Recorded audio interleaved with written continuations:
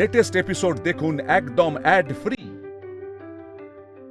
তুমি শোনো না, প্লিজ একটু পরিষ্কার করে দাও আমার পাটা। কি হলো তুমি আমার কথা শুনতে পাচ্ছ না? দাঁড়িয়ে আছো কেন? অর্জুন দেখো না, ও কথা শুনছে না।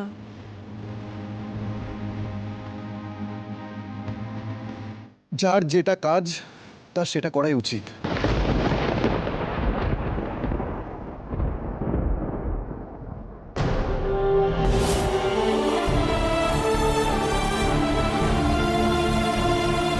এরপর তো আমার আর দাঁড়িয়ে থাকার মানেই হয় না অর্জুন।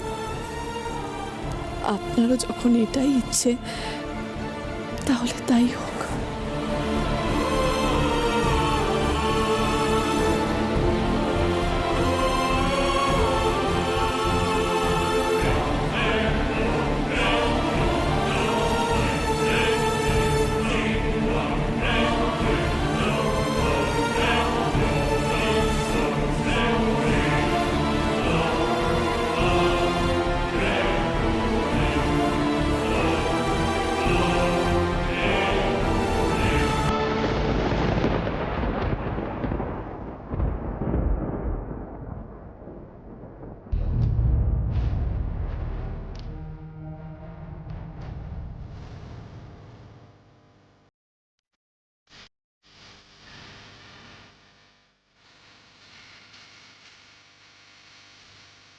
কি করতে এ বাড়িতে পড়ে রয়েছে কে জানে। এত অপমানের পরও কেন চলে গেল না? এত রাগ তোমার প্রতি, তাও এসব দেখলে কষ্ট কেন পাই আমি?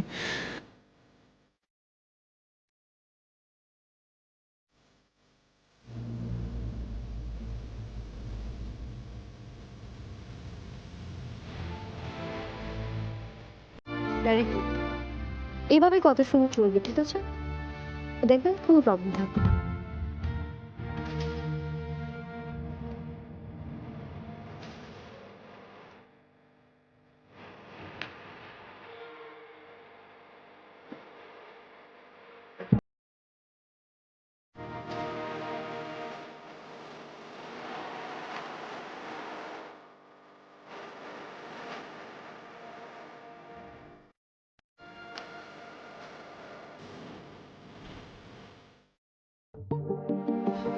হ্যালো স্যার, আমি তো আপনাকে সবটা বললাম, তাও আপনি বিয়েতে কেন মত দিলেন? কেন রাজি হলেন আপনি স্যার?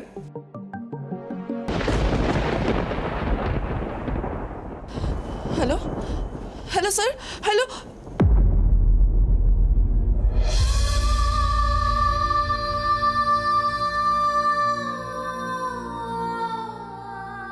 আমি তোমায় এতটা ভালোবাসবো যে জীবনে তোমার কখনো কোনো কিছু নিয়ে রিগ্রেট হবে না।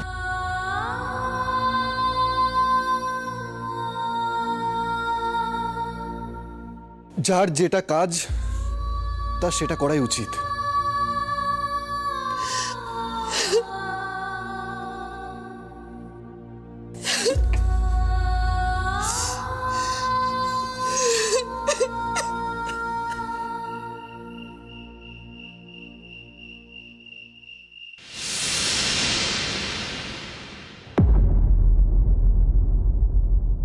এ কি, তুমি এখানে এরকম ভাবে বসে কেন তুবড়ি?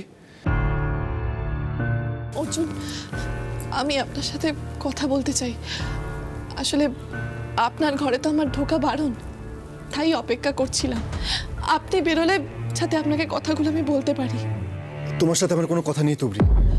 অর্জুন, আমি আমি কোনো দাবি করতে আসিনি, কোনো অধিকার বোধের লড়াইও করতে আসিনি। আপনি তো আমায় ত্যাগ করেছেন, বিয়েও করবেন। আপনাকে বাধা দেওয়ার আমার কোনো অধিকার নেই। তুমি যখন জানো তোমার কোনো অধিকার নেই, তারপর তোমার আর কি বলার আছে? আপনি আপনি আর যাই করুন, দয়া করে নিশাকে বিয়ে করবেন না।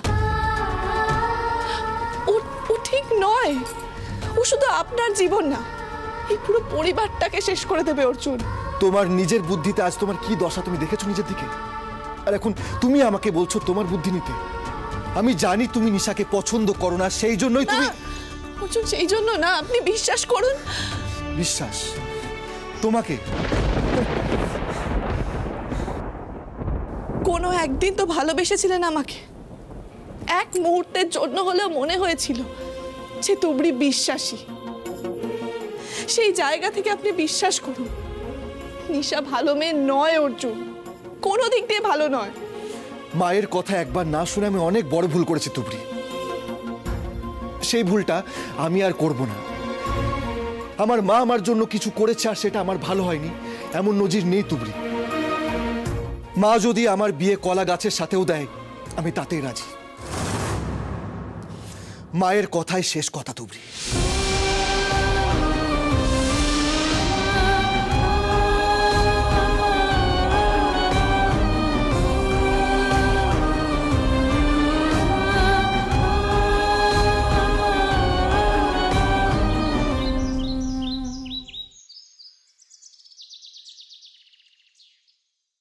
আসতে পারি? আরে মিস্টার রয়, আরে আসুন আসুন আসুন আসুন আসুন আসুন আসুন, সাবধানে। হ্যাঁ, আসতে কোনো অসুবিধা হয়নি তো? না না, কোনো অসুবিধা নেই, কোনো অসুবিধা। আসুন, বসুন। হ্যাঁ, বৌমার মুখে শুনলাম অল্পের উপর দিয়ে গেছে। হ্যাঁ, শরীর থাকলে তো এসব হবেই, আবার সেরেও যাবে। নিন, এটা ধরুন। এ কি আবার এই সমস্ত আনতে কেন গেলেন? আরে না, সেদিনকে আপনারা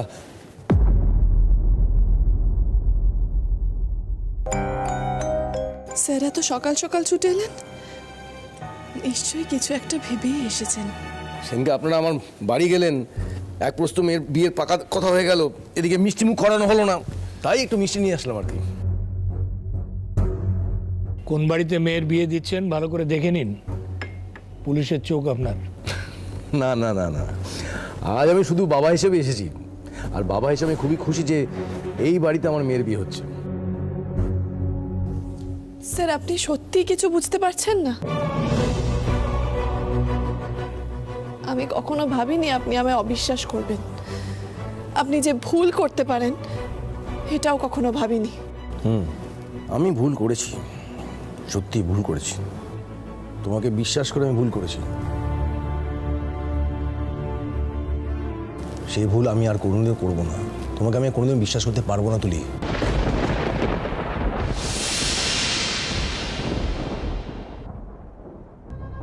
মেয়ের বিয়ের প্রস্তাবে মাথা একেবারে ঘুরে গেছে দেখছি। ভালোই হয়েছে। Dad, dad what a surprise, তুমি এসছো। শুধু আসেননি, দেখো না আমাদের জন্য কত কিছু নিয়ে এসছেন, দেখো। তুমি খুশি হয়েছো? আমি খুব খুশি হয়েছি, এন্ড আমি ভাবতে পারছি না যে তুমি আমাদের বিয়েটা নিয়ে এত খুশি।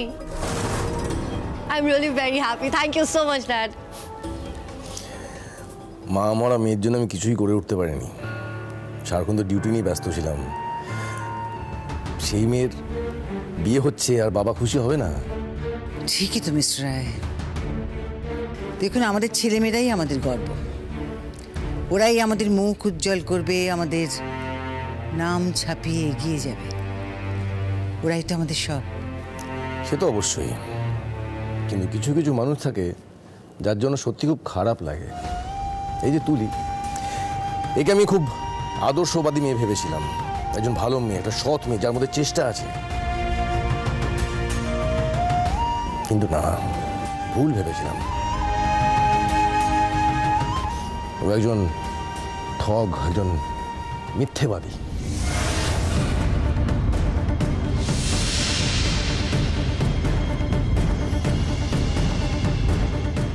সরি স্যার, একটা কথা বলতে আমি বাধ্য হচ্ছি। পুলিশের এত বড় পদে চাকরি করেও আপনি ঠিক বেঠিকের পার্থক্য বোঝেন না।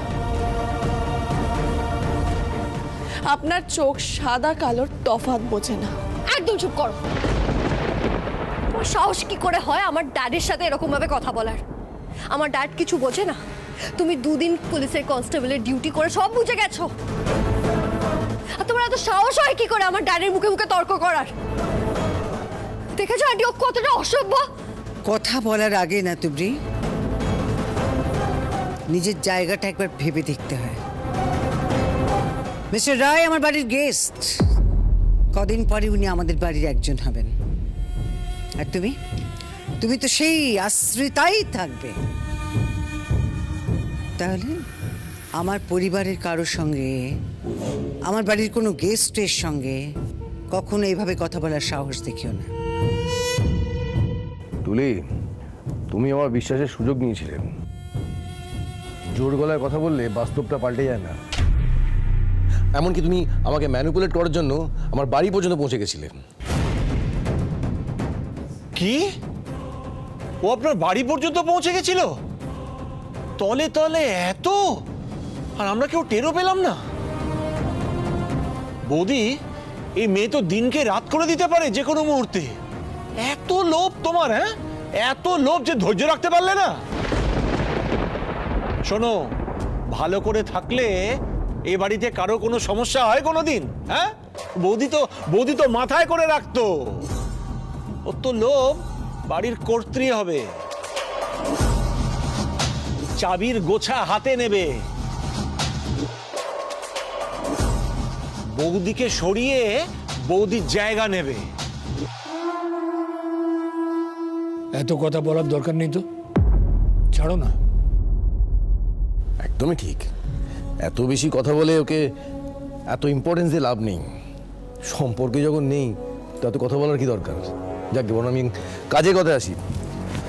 অর্জুনকে দেখছি না, যে আমার মেয়ের দায়িত্ব নেবে তার সঙ্গে কথা বলে নি। না না, আসবে, এক্ষুনি আসবে। আমি যাই, বরং অর্জুনকে ডেকে নিয়ে আসি। কেমন? আপনি একটু বসুন।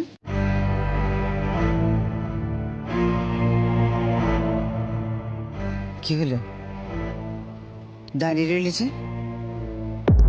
বাড়িতে গেস্ট এসছেন, যাও আপ্যায়নের ব্যবস্থা করো।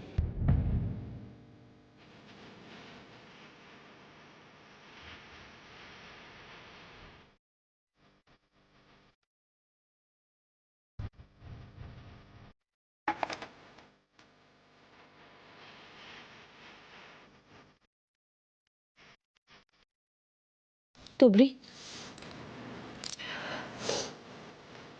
আমি ওপরের বারান্দা দিয়ে সবকিছু শুনেছি। তুমি কেন নিজে গিয়ে সম্রাট স্যারের সাথে কথা বলছো না? কেন সবটা ওনাকে বুঝিয়ে বলছো না? উনি তো তোমাকে ভুল বুঝছেন। দিদি, ভুল ঠিকের কথা আসছে অনেক পরে। স্যার তো আমার কথাই শুনতে রাজি নন। ভগবান আমাকে যখন সব দিক থেকে একা করে দিয়েছেন, তখন এই লড়াই আমি একাই লড়ব। এটা আমার একার লড়াই, কারো সাহায্য চাই না আমি। কিন্তু একটা জিনিস ভেবে আমার খুব অদ্ভুত লাগছে, জানো তো? সম্রাট স্যার কেন আমার কথা বুঝতে পারছেন না? নাকি বুঝতে চাইছেন না? একে একে সবাই আমাকে এভাবে অবিশ্বাস করবে? এটাই তোমার ভবিতব্য তুবড়ি। যেটুকু যা কপালে জুটেছে আর কি, মেনে নাও না। কি দরকার? কে জানে পরে হয়তো যা জুটছে সেটাও জুটলো না, তাই না? মেনে নাও। যাও, মন দিয়ে সব কাজকর্মগুলো করো। ও, এসব কাজকর্ম করছো বলে আবার মাইনে টেনে চেও না, জানো না? এই বাড়ির লোক কিন্তু তোমায় কোনো মাইনে টেনে দেবে না, আমি বলে দিলাম। আর যদি বাড়াবাড়ি করো তাহলে এই যেটুকু জুটছে সেটুকু বড় বৌদিকে বলে বন্ধ করে দেবো, বুঝেছো?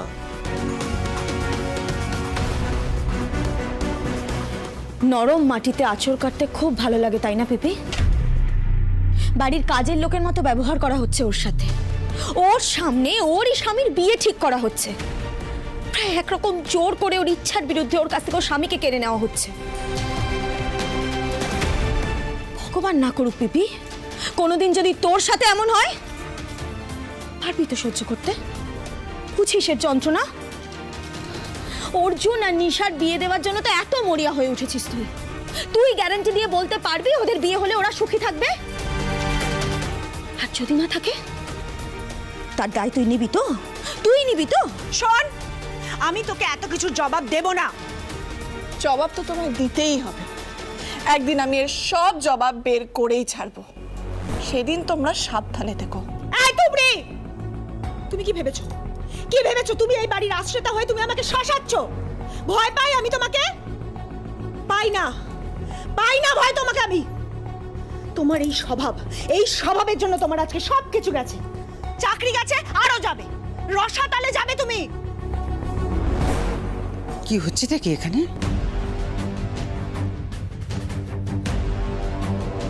কি হয়েছেটা কি? এত চেঁচামেচি কিসের এখানে? বাড়িতে একজন গেস্ট এসছে, উনি কি ভাববেন? বৌদি, আমি চিৎকার চেঁচামেচি করিনি, এই তুবড়ি আমাকে চিৎকার করতে বাধ্য করেছে। তুমি জানো ওর কত বড় সাহস? সব ওর প্ল্যান, সব। ও এখনো তোমার এগেইনস্টে ছক করছে। আমি বলেছি এই সব বন্ধ করো, বাড়ির কাজে মন দাও, তাই আবার আমাকে শাসাচ্ছে। এগুলো সব ও প্ল্যান করে করছে। আসলে ভাবছে বাড়িতে যদি একটা চিৎকার চেঁচামেচি করে বিয়েটা ভঙ্গ করা যায়। বোঝোই তো। তুবড়ি তো নিজের মতো নিজের কাজগুলোই করছিল। তুই এখানে এসে এই অপ্রয়োজনীয় কথাগুলো যদি না বলতিস তাহলে কিন্তু এত কিছু হতো না পিপি। আচ্ছা অঞ্জনা, বড়রা কখনো কিছু খারাপের জন্য বলে? ওকে তো কিছু বলাই যায় না, কিছু বললেই ফস করে উঠছে। কি ব্যাপার তুবড়ি? তুমি এখনো বিশ্বাস করো যে তুমি পারবে? এত জোর মনে তোমার? জোরটা আমার না মা, জোরটা সত্যের। আর সত্যের জয় হবেই। সেদিন বাকি সবাই হারবেন যারা মিথ্যে আঁকড়ে রয়েছে।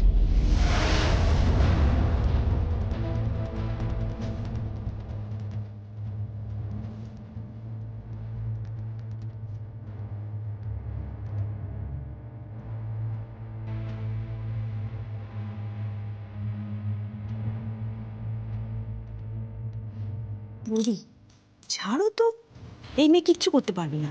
শুধু শুধু নিজের মুখ নষ্ট করো না তো। ফাঁকা কলসির আওয়াজ বেশি। যত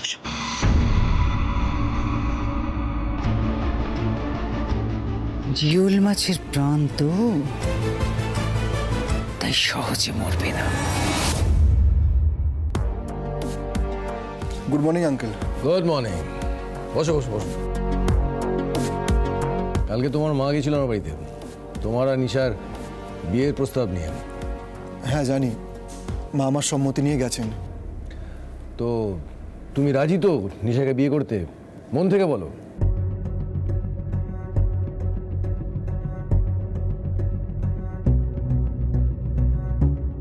দেখো, যা বলবে ভেবে বলো কিন্তু। হ্যাঁ, এটা কিন্তু সারা জীবনের ব্যাপার, তোমার আর নিশার জীবনের ব্যাপার, দুটো পরিবারের সম্মানের ব্যাপার, অনেক কিছু জড়িয়ে আছে এর মধ্যে।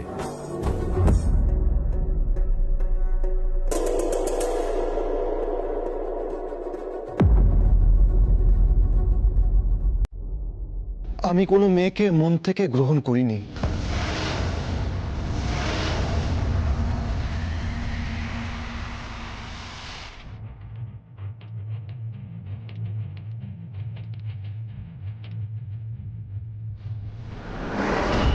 কি বললে?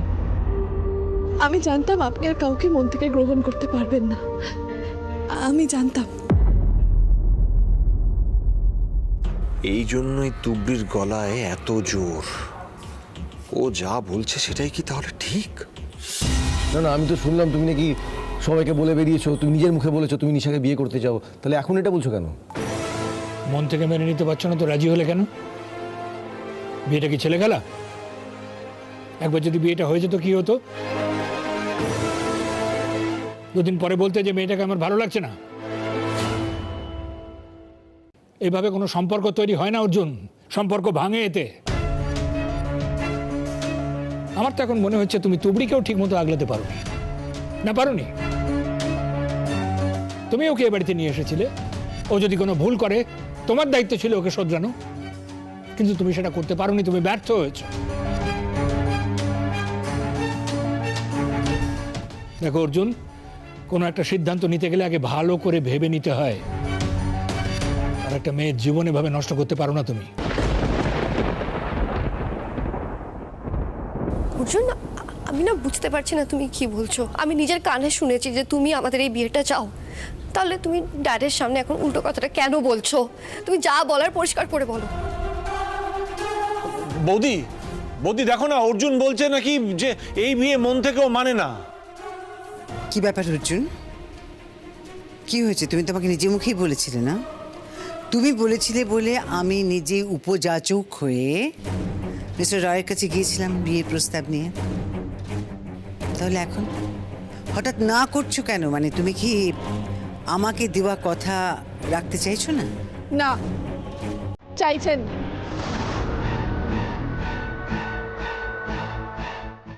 আমি জানতাম অর্জুন, সবাই ভুল বুঝলেও আপনি সত্যিটা বুঝবেন।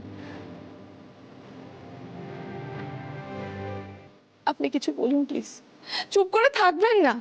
না, আমি কাউকে পছন্দ করি না।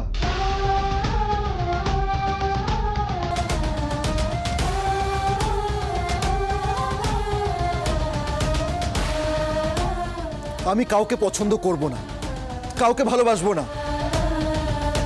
আমি শুধুমাত্র আমার মায়ের কথা রেখেছি। মা যদি এখন নিশার জায়গায় অন্য কোনো মেয়েকে আমার সামনে দাঁড় করিয়ে বলতো তাকে বিয়ে করতে হবে, আমি তাই করতাম। মা যদি আমাকে বলতো সবকিছু ছেড়ে সন্ন্যাস নিতে, আমি তাই নিতাম।